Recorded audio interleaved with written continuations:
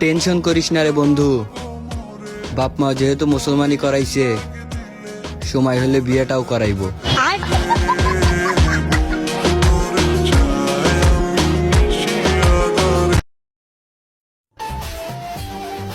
আমারে পাইলে আগলাই রেখেন, একজন হারাইছে, সে এখন প্রতি রাতে কান্না করে।